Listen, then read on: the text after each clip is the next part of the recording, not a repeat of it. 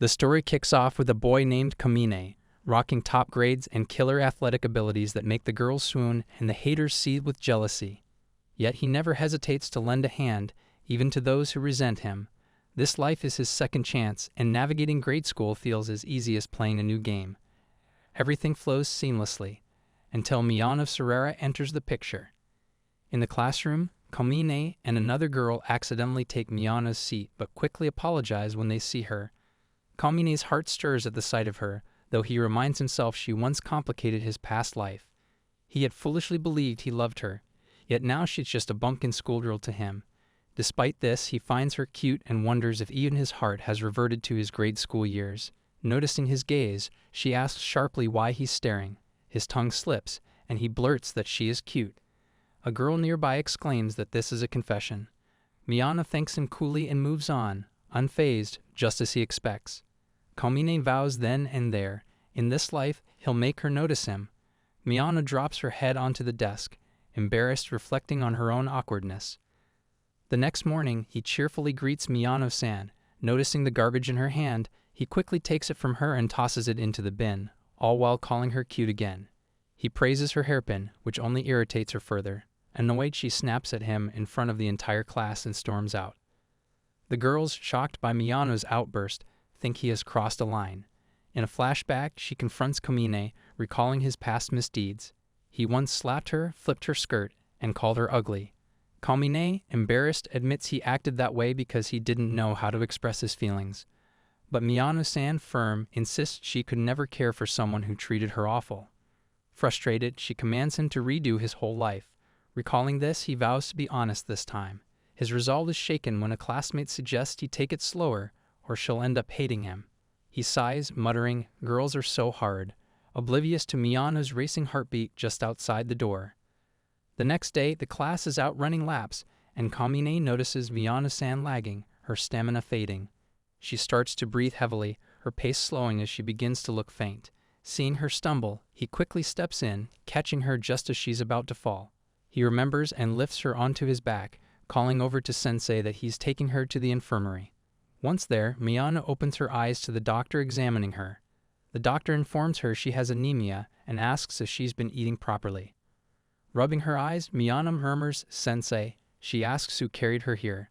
She recalls being on the back of a gentle, strong classmate. The doctor says he hadn't mentioned it, then recalls the name on his shirt, Kamine. Miyano's eyes widen in surprise. With a blushed face, she attempts to take her words about him back. Later, in the school's locker room, Kamine is putting something away when Miyano approaches, wanting to express her thanks but hesitating. Just as she gathers her courage to speak, one of his classmates sidles up and asks about the ghost special, causing her to feel ignored.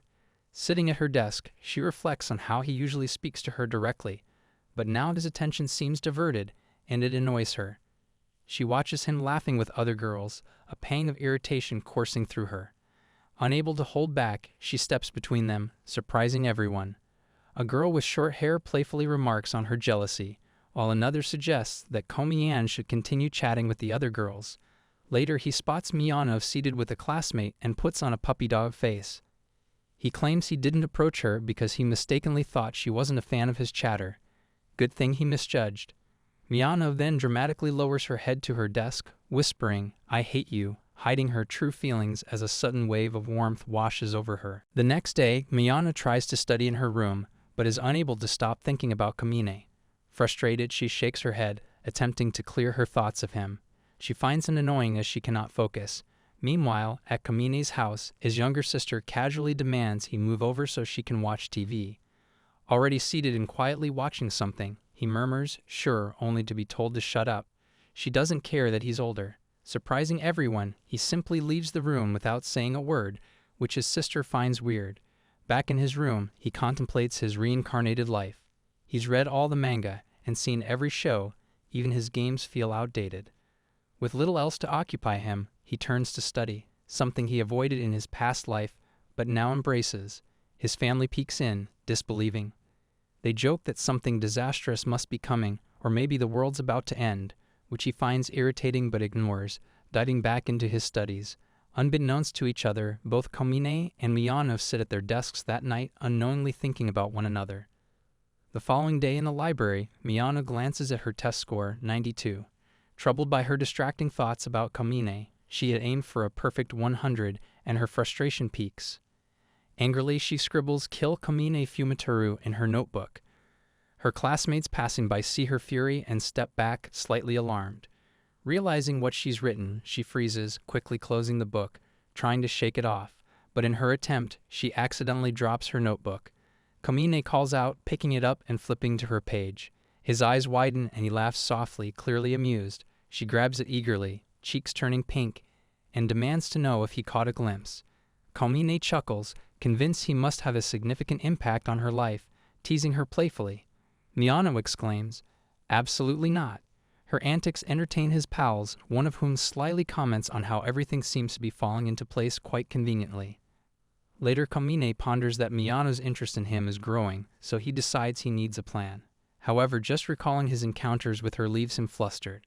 Meanwhile, Miyano and her friend are on lunch duty, thanking the chef before heading to serve. As they push the food cart, her friend teasingly asks about her feelings toward Kamine.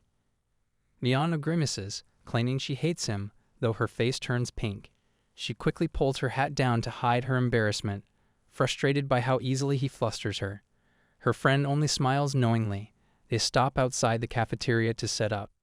And as Miyano helps arrange the dishes, her foot catches on something, causing her to stumble. Kamine appears just in time, catching her before she falls. Smiling gently, he tells her to focus on her lunch duty and not to worry, then walks away. Embarrassed, she turns to her friend and admits, "I don't think I can do this." Later, in a smoky forest where few people go, Miyano spots Kamine bend down, petting a stray cat. She carries food for the cat, whom she's found before, and considers it her responsibility, though it belongs to no one. He found the cat first, using his memory to outpace her. He apologizes for his past rude behavior, noting that the slang he once used feels outdated now. Miyano senses a new maturity in him. He's helpful, excels in studies without much effort, and is skilled at sports. Kamine chuckles, reflecting on his second chance at life, while Miyano finds him amazing. Afterward, they both wonder aloud about the cat's origins, noting they can't keep it due to her strict parents and his apartment. After a moment of reluctance, they decide to care for the cat together, making it their secret. During a break, a classmate invites Kamine to play Smash Bros., but he declines, saying he has something to do. Disappointed, his classmates call him a party pooper. The girls exchange glances, sensing something unusual. They notice that Miyano is a bit more jumpy than usual and that Kamine frequently disappears. Curious, they wonder if the two might be secretly dating. Following their hunch, the girls slip outside and find Kamine and Miyano quietly petting the cat. Amused, they whisper and giggle, deciding to let the pair enjoy their time with the cat undisturbed, sharing knowing smiles. Miyano eagerly cuddles the cat, but her excitement causes it to squirm away and dart off, clearly annoyed. Kamine chuckles softly, reminding her that cats are easily startled when approached too quickly, something she once mentioned to him, noting how similar cats and people can be in that way. He shows her how to interact with the cat gently. He shows her how to hold out her hand slowly and stay still, letting the cat decide on its own. Kamine leans his head to try for practice. She runs her hand over his head. He wants her to scratch his chin. Kamine adds, "If they play with you, you've made a friend." Following his advice, she watches as the cat sniffs her hand, seeming to accept her. Miyano tries his technique, extending her hand calmly. The cat moves closer, purring as she gently scratches his chin. Delighted, she realizes the cat truly likes her now, but a spark of anxiety flutters up her face at what she's done before this. Later, Miyano and Kamine visit Koko. They find other boys playing with her. Seeing this stirs a pang of sadness in Miyano. They walk back to their apartments, where she sits on the stairs, fuming over the third graders taking Koko's attention. Maybe Koko's happier with them, she mutters to herself. Noticing her frustration, Kamine decides to cheer her up by taking her to the candy store. Feeling a bit mischievous, he spends a whole 100 yen on treats. He buys 2 sweet drinks, clinking bottles with her to mark their small escape from stress. He hands Miyano one, and she asks him to open it. Though his family discourages sweets on the way home, he relishes sharing this secret with her, hoping no one finds out. Walking home with a serious expression, Kamine reflects on Koko, the cat he and Miyano are secretly looking after. He recalls how his neighbor Kondo-kun once kept a cat, inspiring him to pursue veterinary school, while Kandu's older brother took a less promising path. People used to compare Kamine unfavorably, always saying he was beneath others, but now he feels the future is shifting. Originally, Kandu-kun was supposed to adopt Koko, but Kamine and Miyano's care seems to be altering that destiny. Determined to reshape his path, he resolves to study harder and take the top spot in class. If he succeeds, someone who's usually at the top might slip, perhaps even lose motivation. Deep down, he wonders if these changes mean he might end up with Miyano someday. Lost in thought, he approaches her and assures her that everything between them will work out too. When she asks if he's truly happy, he smiles, admitting that thinking of her brings him joy. Embarrassed, she snaps at him to be quiet, while their classmates look on, convinced nothing has changed between them. One classmate remarks that they'd never seen Miyano so flustered. Miyano reflects on how she used to be fine alone, until Kamine entered her life. Sitting in class, she writes quietly until a group of girls approaches, eager to chat. They mention how popular Komi-kun is with girls, and one suggests that while such issues would usually annoy Miyano, she and he actually make a great pair. They even joke that they'd root for her if she admitted they were together, calling her sacred, someone they admire. The compliment catches her off guard, though it feels unsettling. She wonders if Kamine would call any girl cute, but the girls assure her that he only says that to her. Just then, he glances over and waves casually, stirring more confusion within her. Meanwhile, Kamine's friend asks if he's done something to upset Miyano again. He sighs, genuinely unsure and unable to understand her. In Critter Junction, players settle into a cozy valley village, enjoying various activities and bonding with adorable critters. Released in the early 2000s, the game shattered stereotypes, proving hugely popular with girls and showing that gaming wasn't just for boys. The class is buzzing with excitement about the game. Everyone seems to be talking about it, even joking that it's so popular that even the cats know about it. Everyone, that is, except Miyano, who sits frustrated. Her parents won't let her play video games, so she's left out of the Critter Junction craze. The others express surprise that she doesn't play it. Meanwhile, Komine is in his younger sister's room, searching through a drawer. His sister enters, a bit annoyed, and asks what he's doing there. After some searching, he finds what he's looking for, a small forgotten video game from his childhood. Komine brings it to Miyano, recalling that he bought it ages ago at a flea market. It's a simple game where you raise an animal, similar to the Tamagotchi, which was popular a few years back. He figures Miyano might enjoy it as a start and hands it over to her with a smile. Miyano thanks him, looking at the game curiously.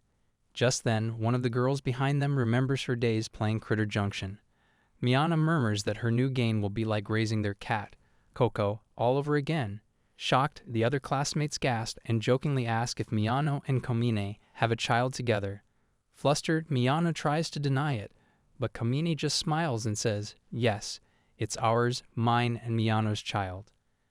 Miyano glares at him, wanting him to deny it. Later, in their home economics class, everyone has baked cookies, and the results are questionable. Miyano and her friends go around giving feedback on each other's baking attempts. Miyano's cookies turn out rock hard or burnt, and some girls even try to hide their cookies from the boys, who joke about the outcomes. Another boy comments that while they all made the same thing, the girls' cookies are a bit better. Despite their banter, the boys end up eating most of the cookies on the spot, though they're secretly more interested in tasting the girls' baking. Komine, meanwhile, makes his way over to Miyano with a hopeful look, asking if he can try her cookies. She refuses, telling him they're for her grandmother. But Komine doesn't give up. He pouts, pleads, and even tries to charm her with a puppy face.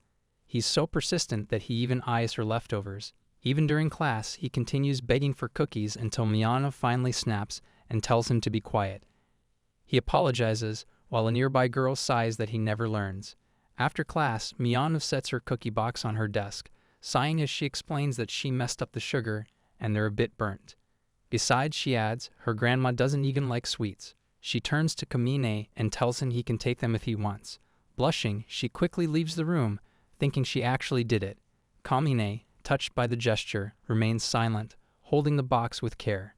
One of his classmates behind him whines, saying it's not fair. They want some too. Komine just grins, happy with the unexpected gift, thinking that all's well that ends well. The next day, some young kids dressed in various costumes are playing a game of trick or treat nearby. Miyano passes by, smiling and waving, thinking they look adorable. One of her classmates suggests they all dress up in costumes, but another shrugs it off, saying it's just for kids and that they're about to enter middle school. Kamine, however, mentions to his friend that in the next 15 years, even adults will start dressing up for Halloween. His friend thinks he's joking. One of the girls suddenly exclaims that she's already made costumes for everyone, claiming she could tell their sizes just by looking. She assigns each of them a costume. Kozaka as a vampire, Kamine as a werewolf, Reitan as a witch, and even throws in a zombie nurse costume. The sight of everyone in costumes makes her laugh, saying they look cute. Reitan teases her, calling her an old man for fussing over them. Kamine, meanwhile, searches for Miyano, who's reluctant to wear a costume. After some pleading, she finally agrees, puffing her cheeks in annoyance.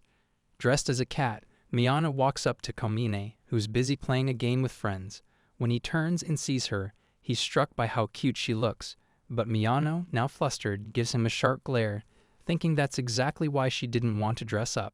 Their classmates, watching from a distance, snicker, thinking they look like a cat and dog couple. At school, a boy realizes he forgot his homework and asks Kuroyan if he can copy his. Kuroyan reassures him, saying not to worry since the first period is self-study. Surprised, the boy asks how he knows.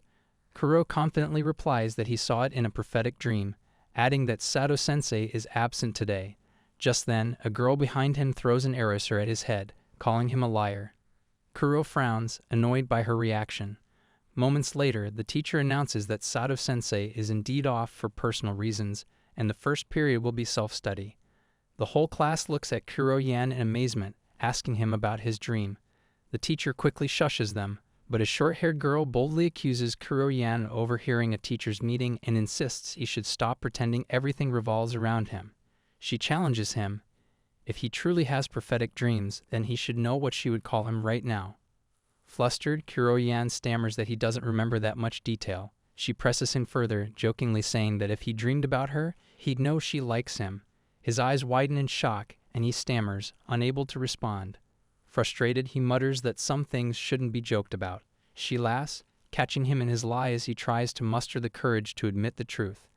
His friends tease him for his weak attempt to hide his feelings, while she gives him a knowing smile.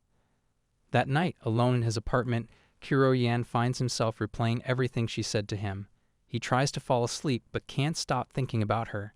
Finally, he drifts off, without a prophetic dream in sight. The next morning at school, Miyano greets Kamine warmly, leaving him and his classmates in shock. Kamine wonders if he's done something right for once since this is so unlike her usual self. As he reads his book, Miyano unexpectedly leans closer to him, her expression soft. Startled, Kamine lowers his book, noticing her odd behavior. She listens attentively, and when he comments that she's acting strangely, she asks what he means. He doesn't explain, but quietly thinks about how much he's been enjoying school lately, something he owes to her, though he's never said it aloud. Miyano simply thanks him, making him feel even happier. Kamine can hardly believe Miyano is being so friendly and close, especially in front of everyone. There's a strange warmth from her, but Miyano seems a bit confused herself. Then the teacher enters and announces that Miyano has to leave early due to a cold.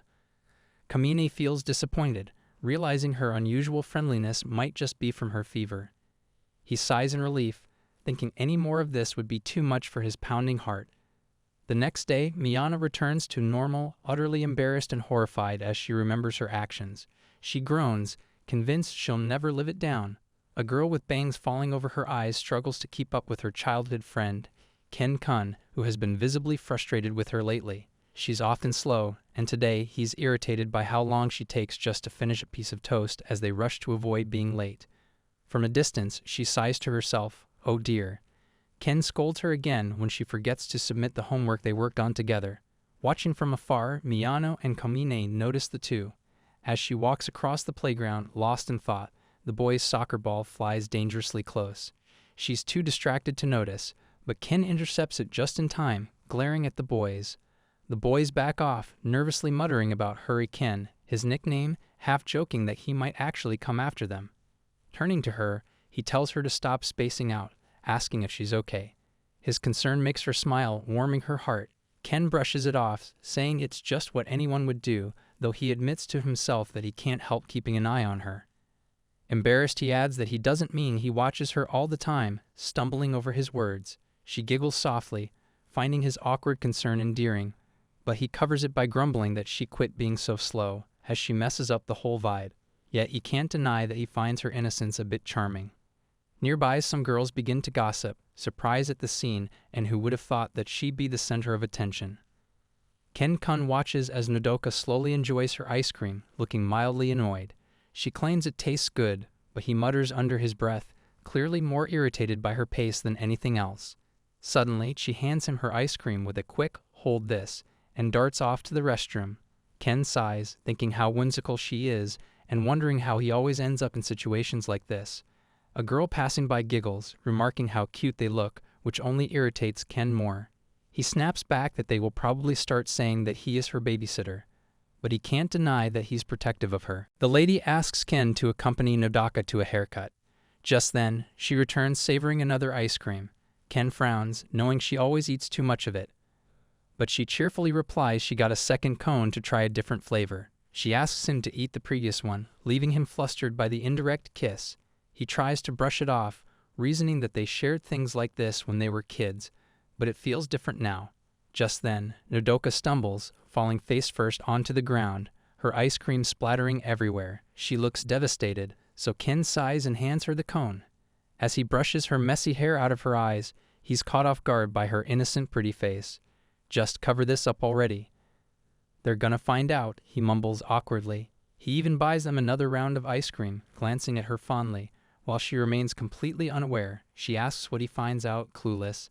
Ken just sighs, realizing he's fighting a losing battle with his own feelings. He gives up on the salon idea, letting her keep her messy hair for now. Later, Ken spots Nodoka in the neighborhood and feels a mix of irritation and unease about why she has to be his neighbor. When he accidentally bumps into her, she falls, and just then, his mother appears, smacking Ken on the head and scolding him to apologize to her. Embarrassed, he mumbles an apology as Nodoka goes back to tending her flowers, a bag of gardening supplies at her side. Ken passes by again, annoyed, and throws a small rock into her flowers, making her jump. Just then, a group of kids starts trampling on her flower bed, declaring they can play wherever they like. Nodoka protests gently, saying the flowers are alive too. Frustrated, Ken steps in, telling the kids to stop ruining things that people care for. The kids scatter, intimidated by him. Nodoka tries to thank him, following him with a soft smile. Ken, flustered, waves her off, pretending he didn't help for her sake, though her gratitude lingers warmly between them. Ken thinks his neighbor is always a nuisance and doesn't understand what she or her family wants from him. After making some kids cry, his mother scolds him harshly and refuses to let him have dinner until he learns to be nice. Frustrated, he goes outside, grumbling to himself that his attitude is just in his genes. Nodoka, sitting nearby, waves at him with a soft smile and hands him a glass of water, which only annoys him further. He snaps, asking what she wants, but she gently offers him some bread. Concerned he might be hungry, he tells her to stop worrying about him, insisting he's fine on his own. Nodoka, looking hurt, says his mother is only angry because she caused trouble for him, and she apologizes. Taken aback, Ken-kun insists he didn't defend her on purpose, but Nodoka's grateful expression softens him, and he ends up giving her a shut-up call. Inside, Ken-kun's mother scolds Nodoka's mom for spoiling him, but Nodoka's mother reassures her, explaining that Ken was actually protecting Nodoka's flower bed from the neighborhood kids. Hearing this, Ken's mother realizes he isn't so bad after all and promises to reward him later. That night, as the two kids doze off side by side, Nodoka leans her head on his shoulder, while their mothers share a quiet smile. A girl marvels at her friend's beautiful dress, thinking she looks adorable. Reiko, feeling a bit shy, grumbles to Takako that she is not her dress-up doll, but Takako insists admiringly that she looks cute. Raikuhuchi and Takako Sumiyoshi, who have been close since childhood, are also distant relatives. Takako suggests that Riku could wear dresses like this more often. Raiku hesitates, saying she probably wouldn't look good in them. Takako, however, explains her dream of working as a makeup and costume artist for performers. She even hopes to marry an actor someday, which is why she's always practicing makeup on Riku. But Riku doesn't quite understand why Takako keeps using her as a model. "You're pretty enough to be a model for yourself," she points out, making Takako laugh as she brushes it off. When Riku checks the time and realizes she has to leave soon, she decides to change out of the dress in the next room. Takako, left alone, hesitates, feeling a bit insecure about her own looks. Just as she's thinking about how she might not look good in such outfits, Reiko knocks on the door to say goodbye and unintentionally walks in.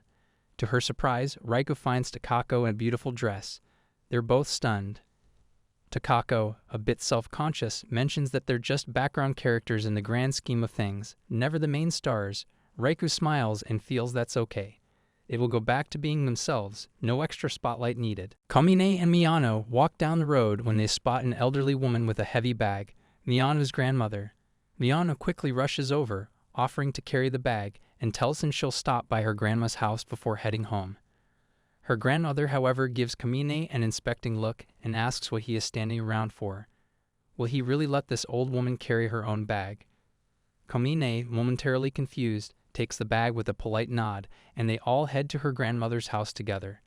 At her home, Grandma serves tea to both of them, and Miyano pours a cup for Kamine. Curious, Kamine asks if she lives alone, and Miyano quietly mentions that her grandmother isn't on great terms with her mother. Kamine, puzzled, remarks that they are family. Why do they not live together? Grandma laughs, explaining that she taught her daughter to surrender, which gives her shivers. She has lived here with her late husband for years. This place suits an old soul like hers.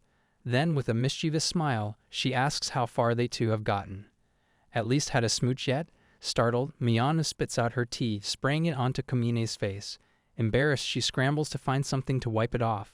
Kamine, trying to stay calm, just then, as she reaches over to clean him up, Miyano slips and ends up accidentally kissing him on the cheek.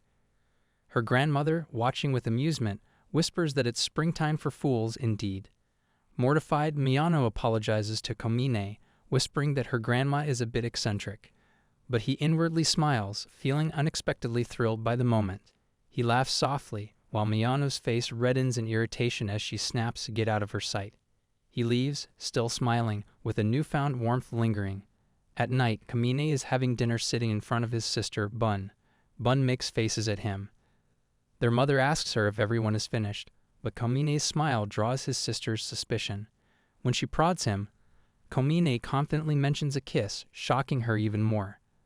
The next day at school, Kamine spots Miyano near the lockers and hesitates. The girls around Miyano urge her to approach him, but he turns away, avoiding her gaze. They whisper, wondering if he's ignoring Miyano. Unable to ignore him, Miyano hurries over, grabbing his hand and asking why he's avoiding her. Kamine, flustered, admits that she is so cute, and then he gets nervous whenever she comes close to him. Miyano's eyes widen, and she shouts why he is saying that now when he is always the one sticking around and annoying her.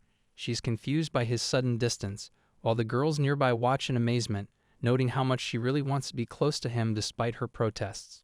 Overwhelmed, he dramatically flops onto the ground, as if he's fainted from embarrassment. Later, she grabs Kamine's shirt collar, making him tense up. She insists to give her a second to clear things. She explains that the recent kiss was an accident. It's just hard to act normal when he's being so awkward about it. Remembering the moment she accidentally kissed him, she thinks it wasn't even a big deal. They're close while talking, nearly face to face, but neither makes a move. Suddenly, Kamine, who hadn't eaten well the night before, loses his balance and faints, falling toward her. Just then, her friends walk in. Nodoka whispers that she'll save some breadcrumbs for the bunnies, while Miyano is startled by her friend's arrival. They laugh, teasing, saying sorry for interrupting and joke that they must be dating. Nodoka, sitting beside them, feeds bunnies over there. Noticing Kamine's pale face, the girls get concerned. Someone suggests he might be starving, so they start looking for food. Nodoka has some breadcrumbs meant for the bunnies, and another friend hesitates but decides a bit won't hurt. She puts some in Kamine's mouth, relieved when he starts eating. Nodoka also wants to help, and someone comments that Kamine even looks a bit like a rabbit. Miyano smiles under her breath thinking, he's kinda cute. Her friends overhear and gasp, making her blush and wave them off. Stop it already, she protests, flustered by all the attention. In his dream, Kamine sees a worried mother watching her daughter sit anxiously at a desk, preparing for a wedding but unsure of her decision. He tells the mother he's also headed to a ceremony, prompting her to ask if he's getting married. No, he replies, but she eyes his white suit with suspicion. He confidently adds that he is not even invited. At the ceremony, Kamine suddenly appears, boldly confessing to the crowd that he's been waiting for this moment. Miyano, furious, yells for someone to get him out, and people drag him away as he protests that he's never even met her. Yet as he catches a glimpse of Miyano, he thinks that she's beautiful. Miyano shakes him awake, snapping him out of the dream. Kamine blinks, dazed, and murmurs, "You're beautiful." Miyano and her friends freeze, shocked. She stammers that he really thinks so. Her friends whisper that he finally admits it. At the parent-teacher conference, a girl whispers to Koro-yan that they'll really have to tell their parents. Koro-yan, engrossed in his game, grumbles that he doesn't want to call his parents to school. Meanwhile, Miyano sits silently behind them. A teacher in a suit praises Kamine to his mother, noting his impressive grades, numerous friends, and helpfulness toward classmates. Kamine's mother adds that he's equally responsible at home, almost unnervingly so. The teacher agrees, half-jokingly calling Kamine creepily capable and teasing that he might be a reincarnated genius. Kamine listens, stunned. As they're leaving, Kamine notices Miyano and her grandmother arriving. He approaches, and her grandmother explains that Miyano's mother is colder than ice, so she's there in her place. Turning to Kamine, she insists he come help her clean tomorrow. Kamine is taken aback. How could she just assume he's free? Leaning close, she whispers firmly in his ear, reminding him not to complain. Remembering the kiss incident, Kamine blushes and agrees to help. Miyano and her grandmother laugh, Grandma thinking that he's surprisingly easy to motivate. The next day, Kamine arrives at Miyano's grandmother's home, where she's grumbling about all the old antiques and books her late husband hoarded. Memories are enough to her, but these things are just an eyesore. Kamine pushes a loaded cart with determination, and Miyano helps him from behind. Together, they struggle to get everything to the store, only to find out the items aren't worth much. The shopkeeper, however, can't bring himself to refuse Miyano's polite request, so they return with a modest amount of money. Back at the house, Grandma looks at the small sum and scoffs that their effort was just for this spared change. They don't know how to negotiate. Kamine gives her a sheepish smile, telling her she's being a bit harsh. She insists that they won't boost her pension. As they prepare to leave, Grandma casually mentions she's already informed their parents. Kamine and Miyano exchange shocked looks, realizing they're not getting out of this easily. Kamine lies in bed, shocked to find himself sharing it with Miyano, who's turned away from him. He recalls Grandma's stern words. She refused to give them separate rooms, calling them spoiled brats for even asking. Both of them are still stunned by her unusual decision. Miyano calls his name, and he listens. She asks if he's ever felt his parents were annoying. Kamine suspects she's thinking about the recent parent-teacher meeting and replies that he's never really felt that way. He guesses that he is more of an adult now, adding that he prefers not to be bothered by others. Doesn't she feel the same? Miyano hesitates before admitting that she barely communicates with her mother. Her mom, a single parent, is always busy with work, and Miyano avoids burdening her. Kamine then shares his own goal, explaining that he studies hard to achieve it. Miyano reflects, saying she tries to excel in school so her mother doesn't have to worry, but lately studying alone feels overwhelming, especially when she sees Kamine enjoying time with his friends. Realizing her loneliness, Kamine suggests they hang out the next day. With the money they have, they can play games, watch movies, do whatever they want. Miyano's face lights up, and she thanks him warmly for the idea. They head to the arcade to have some fun together. They play the Teddy Claw machine, use some unusual paintings, and even watch a movie that makes Miyano tear up. Later, they challenge each other in table games, where she manages to beat Kamine. As they pass by a clock showing 4:30 p.m., he takes Miyano's hand and buys her a coffee. She curiously asks if boys always manage to play around like this and still keep their grades up. Kamine explains that he studies ahead of time, but admits he doesn't do this every day. Miyano plays with a game, surprised at how big it feels in her hand. He points to a nearby picture, commenting that it's not great, but not bad either, and smiles as he observes how much care Miyano takes with the game. Meanwhile, at home, Grandma sits alone, having dinner but is starting to feel unwell, with a faint sweat forming on her forehead. They walk home together, feeling happy and finally free. But as they approach her grandma's house, they see an ambulance parked outside. Miyano freezes in shock, then rushes forward only to find rescue workers already tending to her grandmother. Kamine tries to calm her, reassuring her that everything will be fine, but Miyano snaps, asking how he can be so sure. In her distress, the game slips from her hand, falling to the ground and breaking. Grandma, lying on a stretcher, notices their worry and reassures them, saying the paramedics have confirmed it was only a minor seizure. Both of them are surprised but relieved. Miyano wants to go with the medics, but they insist she stays behind. Just then, Miyano's mother arrives, visibly upset. She sternly asks Miyano where she's been, reminding her that she was supposed to look after Grandma today.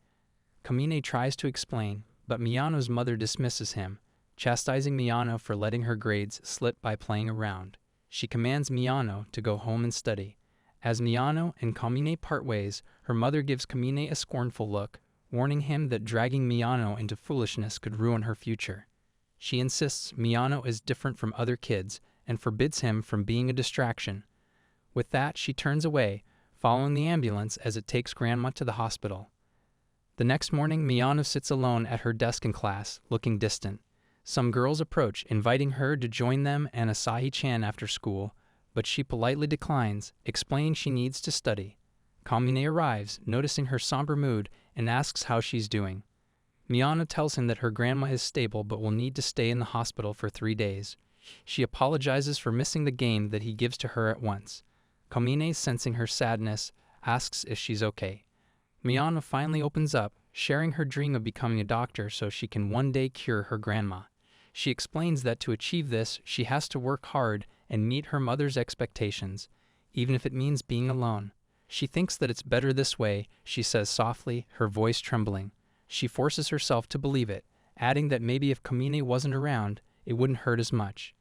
Tears start streaming down her face as she admits how painful it is, feeling overshadowed by Kamine's talent and friendliness. She doubts herself, wondering why she can't be as capable as him. Through her tears, she cries out and she tells Kamine that she hates him. But even as she says it, the words sound hollow, revealing her true feelings. The next day, Kamine visits Miyano's grandma at the hospital, only to find her preparing to leave. Surprised, he approaches her and asks if she's really ready to be up and about.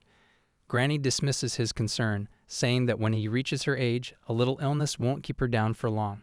She then apologizes, admitting that she may have interfered too much in his time with Miyano. Kamine listens quietly as she reflects on her actions, explaining that she had hoped to broaden Miyano's world by having her spend time with him. "Curse these old bones of hers," she whispers, that she always thinks that she knows best. Kamine confesses that Miyano told him she hates him. He did what he thought was best, but now he feels he may have made things worse. Granny raises an eyebrow, challenging him. "Is that all it takes for you to give up?" She adds that he is more mature than that. Kamine, puzzled, listens as she asks why he is here. He hesitates, replying that he came to check on her and even brought something for her. But Granny's gaze doesn't waver. She presses further, leaving him speechless.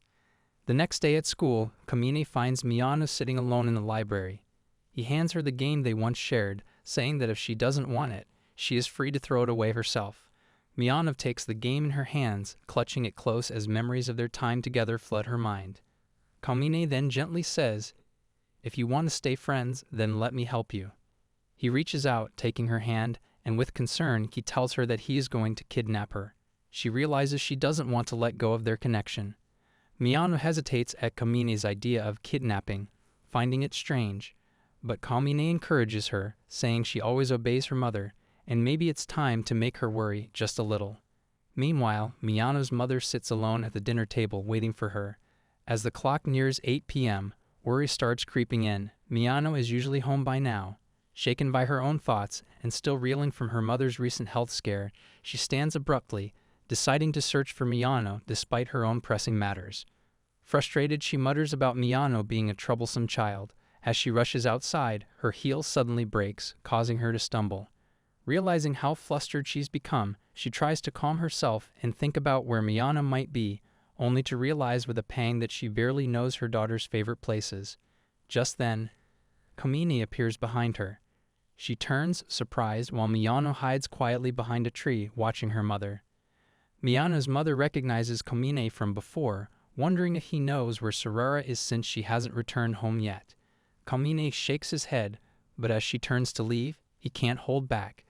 Frustrated, he calls after her, asking why she acts like she doesn't care that much when she is obviously worried. She stops, surprised, and responds that there's no parent who doesn't care about their child. Kamine challenges her, pointing out that if she truly cares, she should talk to Sarara as she's lonely. Miyana's mother sighs, explaining that she doesn't want to spoil Sarara.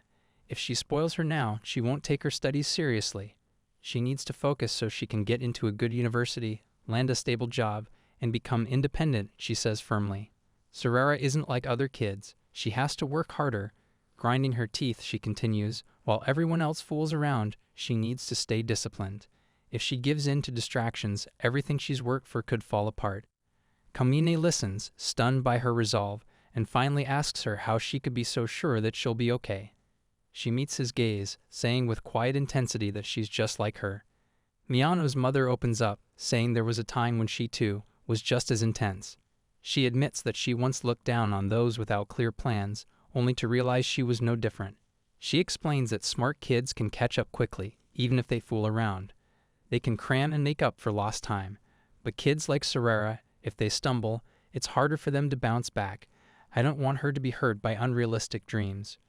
She turns to Kamine, pointing out that he's one of those naturally gifted people, able to balance fun and studies with ease. She just wants to protect Sarara's future. But Kamine challenges her, insisting that she's ignoring Sarara's feelings. He tells her that she's not happy. Her mother, frustrated, asks how he could be so sure she'll be happy his way. She argues that Sarara isn't a skilled person and worries that if she fails, she won't recover easily. She shouts, calling his views irresponsible. In a steady voice, Kamine replies that if he takes her responsibility, then what will she think? He finally confesses that he wants to marry her. Behind the tree, Miyano hears, stunned, while her mother stands speechless at his words. Sarara steps out from behind the tree, her mother spotting her with a mixture of frustration and concern. She turns on Kamine, scolding him for leading her daughter on at this late hour and dismissing his proposal as a mere joke. She demands that she thinks her daughter should rely on a man, adding that she doesn't want Sarara to make the same mistake she did. Her mother explains that she's strict because she believes that's the best way to protect her, and doesn't mind if Sarara resents her for it, as it's a small price to pay. Sarara, overcome, suddenly hugs her mother from behind, tears streaming down her face. As she doesn't realize that she cares about her this much, she sobs. Kamine watches, realizing that sometimes family members need to speak their feelings aloud to understand one another. Her mother, however, silences him with a look, then begins to reflect privately. She remembers her own struggles as a single mother, determined not to rely on anyone else and determined to teach Sarara the same independence. She realizes that if she breaks down, then what will become of us both as she hugs Sarara tightly. Softening, she apologizes, finally saying that she should have shared this sooner. The next morning, Miyano's mother makes her breakfast, taking a rare day off to share a meal with her. Miyano takes a bite, then discreetly places the food to the side as it tastes awful, and she realizes cooking isn't her mother's strong suit. Still, her mother fusses over her, reminding her to be careful, to carry her handkerchief, and to watch out for cars on the way to school. She even warns her to keep her distance from that spiky-haired kid. Miyano is touched by her mother's concern, even if she finds it a bit overbearing. At school, she confides in her friends, admitting that she now understands why parents can seem annoying, always hovering and worrying. Her friends exchange glances, and one girl jokes that if that's true, isn't Kamine annoying too? Just then, he arrives, overhearing the remark. Surprised, he asks Miyano directly if she really finds him annoying. She assures him that he already knows the answer. But Kamine insists, urging that sometimes things need to be said clearly. Miyano, looking at him, admits that she doesn't hate him and that she's actually grateful for him. She thanks him sincerely. At that moment, Kamine notices Kuroyan immersed in a video game and warns him about an upcoming boss, advising him to save the game. Kuroyan huffs in irritation, complaining that Kamine is spoiling it. Annoyed, Miyano takes off her shoe and lightly smacks him, causing her friend to laugh, noting that things are finally feeling back to normal. Kuroyan rolls his eyes and mutters under his breath that they're all annoying, while Miyano playfully teases him, calling him an idiot. Later, Miyano hesitantly asks her friends if they think Kamine truly likes her. Her friends are surprised by her question after all this time. Miyano shares the incident when he wanted to take responsibility for her, but she doubts if he truly meant it or would say that to just anyone.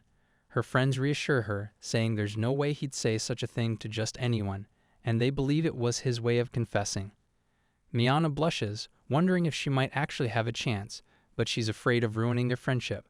One of her friends suggests that maybe he is just waiting for the right moment to confess. Another friend, Rick Kun, playfully volunteers to nudge him and see what he really feels. As he approaches Kamine, he can see the confusion on his face. Kamine admits he's not sure if Miyano's feelings for him are getting stronger. Rick Kun, feeling annoyed, bluntly tells him that if he can't see her hints, he must be blind. After calming down, he jokes that he may need to dub himself a romance master to help him figure it out. Meanwhile, Miyano is on edge, hoping Kamine will make a move but worried she's being too obvious. Ricken, fed up with Kamine's indecision, suggests they just start dating already. Miyano overhears this and is flustered, trying to play it cool while secretly wondering how she can be more upfront about her emotions. Deep down, she knows it's time to confront her feelings head-on, no matter how scary it may seem. Miyano thinks boys might enjoy this sort of game. Kamine and his friends are shocked and excited when they see it. A classic Tamagotchi for girls and Digimon for boys, both nurturing-based games, but with a twist. The real thrill with Digimon, as Kuroyan explains, is in the battle. Players can connect devices and have their Digimon, raised from scratch, duke it out. He insists that no boy could find this boring. They're the chosen ones. Kamine laughs, wondering if Kuroyan is serious. Miyano bought the game as an apology for accidentally breaking Kamine's last one, hoping they can now play together. Grateful, Kamine thanks her, but Huchi-kun points out she won't stand a chance with a newly raised Digimon. Kamine reassures her, promising to guide her through it as they start raising their digital companions. Kuroyan eagerly joins in, saying he'll use a strong Digimon from his special reserve for their battles. Meanwhile, Miyano and her friends become enamored with a cute cat game where the animated cat looks like a mochi. They enjoy trying to wake it up, but the next day, Miyano overfeeds it, hoping it won't get too worn out. Kamine and Kuroyan chat about their Digimon strategies behind her back. The following day, Miyano finally wakes her virtual cat, only for it to snort in irritation and transform into something unexpected and rather strange. She tries to battle against Kamine's Digimon, but her little creature is no match. She apologizes for the weak fight, but he reassures her, thinking it's all part of the fun. In the morning, he greets Miyano, only for her mother to appear and hug her tightly from behind. He sighs inwardly. He's not thrilled about her mother's arrival. Miyano explains that her mom is taking the day off, but Kamine was hoping for a break from her watchful presence. At school, Miyano is tense, her mother hovering so close that she feels smothered. Kamine asks what's going on, and her mother explains she's there to protect her Sa-chan from bad influences. Miyano remembers her mom doesn't trust her around certain people. Kamine chuckles, jokingly calling himself an insect. She tries to downplay her mother's concerns, but Kamine laughs and says that she doesn't blame her for worrying about a cute girl like you. A girl nearby scolds Kamine, telling him not to bother or hug Miyano. Ignoring her, Kamiyan gives Miyano a playful hug, despite her protests that everyone is watching. Frustrated, he announces that he'd rather carry her than just hug her. Before Miyano can stop him, he lifts her into a princess carry, drawing gasps from everyone around them. Miyano shouts in embarrassment, while Kamine looks puzzled, wondering if he upset her again. A classmate behind them sighs that they go that again. Kamine tries to calm Miyano down, while behind them, Kuroyan watches, feeling irritated. He thinks to himself, they're flirting like no one's around, just like in my dream. Kuroyan often has dreams that turn out to be prophetic, but he's unsure if it's some kind of superpower. He can't always tell these dreams apart from his usual ones, and while sometimes things he dreams actually happen, it's mostly just annoying. As he sits there, Shiba-san calls out to him from across the room, saying she's lost her pencil case and asking for his help finding it. She notes that he doesn't seem busy, but Kuroyan simply lowers his head onto his desk, muttering that his power is useless. Frustrated by his attitude, Shiba-san mutters to Miyano about how Kuroyan never takes anything seriously. He's smart but always goofs off, preferring video games over engaging with people. Midway through her complaint, Kuroyan throws something at Shiba-san, startling her. She's about to scold him for throwing things until she realizes it's her pencil case. Surprised, she thanks him though confused. He explains it was just luck that his dream actually proved useful. Miyano and Kamine give him some playful praise, but Kuroyan shakes his head in annoyance. baffled by how effortlessly the two seem to align on matters like this. Miyano's mother tries her hand at cooking again, determined despite her past attempts. She tells herself she can succeed if she focuses. When Miyano arrives home, she finds her mother sprawled on the floor, the kitchen a complete mess. She rouses her mother, who, half asleep and rubbing her eyes, laments that her efforts go unnoticed. Miyano tells her to stop with the self-pity and focus, but just then, the stove flares up, startling them both. Realizing the fire's damage, they decide to head to her grandmother's house. At her grandmother's, Miyano's mother is scolded for her lack of common sense and housekeeping skills. Kamine, who unexpectedly shows up, comments sympathetically about the difficulty of losing their home, albeit temporarily. The kitchen fire was contained, but it left the kitchen unusable, so they'll be staying at grandmother's for now. Both Miyano and her mother wonder why Kamine is even there, but he explains that her grandmother invited him. Trying to lighten the mood, Miyano mentioned she brought fireworks to celebrate summer, hoping to distract everyone from the recent mishap. Miyano and Kamine play with fireworks outside, laughing together as the sparks light up the night. He remarks on the dinner, calling it a feast, and Miyano explains it was just store-bought. Her mother always believes that the expensive, the better. Watching them, Miyano's mother fumes quietly beside the grandmother, noting how Miyano seems to be going out of her way for Kamine, even buying fireworks for him. The grandmother, amused, mentions that her efforts are natural and even hints that there's something unique about Kamine. Miyano's mother finds the intuition unsettling, wondering if there's something special about him that she's overlooking. The grandmother, with a knowing smile, simply says her age has given her insights, although she laughs, adding that she might also just be running out of time. Miyano's mother goes silent, uncomfortably noting that she needs her mother around longer to keep their playful bickering alive. Granny also does something with the fireworks. Suddenly, several fireworks go off at once, startling everyone. In the excitement, Miyano and Kamine instinctively move closer, cheeks reddening as they catch each other's gaze. The grandmother, watching them, beams with satisfaction, thinking it's just the moment she hoped to see, while Miyano's mother sighs, muttering that she isn't going anywhere soon. Kamine applies a temporary tattoo on his shoulder as Kuro-yan and Shiba-san look on, barely interested. Kuro casually mentions that only little kids get excited over such things, though Kamine laughs, insisting that being a fifth grader still counts as being a kid. Miyano watches worriedly, wondering if he is becoming a delinquent. Kuro-yan and Shiba-san joke about her lack of worldly experience, but Kamine reassures her, explaining it's just a sticker tattoo. He tells her they usually cost 20 yen, but he got this one free with a 10 yen ramen. Amused, he presses the tattoo onto his desk with water, showing her how simple it is to become a delinquent. Noticing her hesitation, he playfully suggests she try it but more elegantly, as she dislikes anything too childish. She reluctantly removes her sleeve slightly, and he carefully places a delicate flower sticker on her arm. He praises how it makes her look more refined, though Miyano isn't entirely convinced. Shiba-san watches the two, looking a bit annoyed, while Kuro observes her reaction. When Miyano expresses interest in trying more, Kuro and Shiba-san secretly consider joining but wait, each hoping the other will suggest it first. Watching Kamine and Miyano's enthusiasm, they wonder silently if they'll give in to trying the stickers too. Here I am, know it's been a while.